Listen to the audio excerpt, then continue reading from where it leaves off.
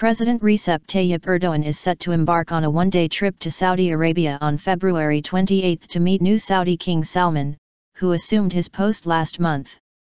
Erdoğan had attended the former king's funeral, along with other world leaders, and is now paying an official visit to Riyadh.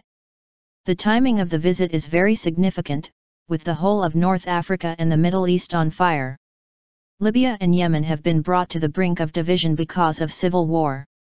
Both countries are home to jihadist terrorist organizations that are causing troubles for their immediate neighboring countries, Egypt and Saudi Arabia, as well as exporting terrorism to the European continent.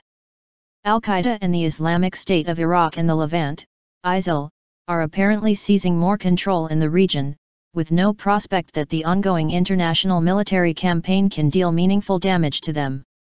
Saudi Arabia and other Gulf Cooperation Council, GCC, countries were successful in stopping the Arab Spring wave in Syria before it reached the Arabian Peninsula.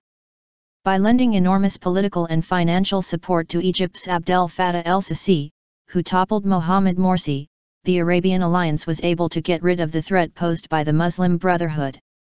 With hopes fading for a more democratic region in which people have a say in their future, control of the Middle East has now passed to the hands of ISIL and similar terror organizations. Saudi Arabia and Turkey are both partly responsible for the current unpromising picture, on different levels and from different perspectives.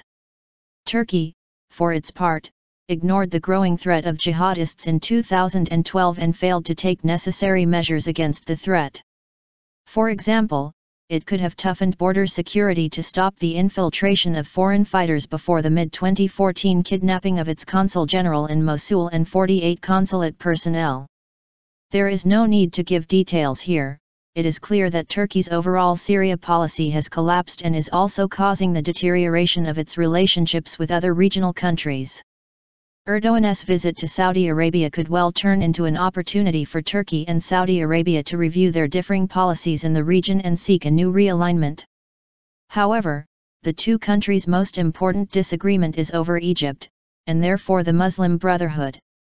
For Saudi Arabia, Egypt stands as one of the assurances of the continuity of the kingdom and the status quo in the peninsula, and therefore the Muslim Brotherhood will not be a part of negotiations with Erdoğan.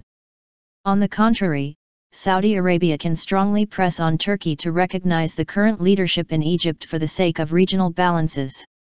It's premature to talk about an effort for mediation from Saudi Arabia to mend Turkey's ties with Egypt, but this will obviously be on Riyadh's agenda.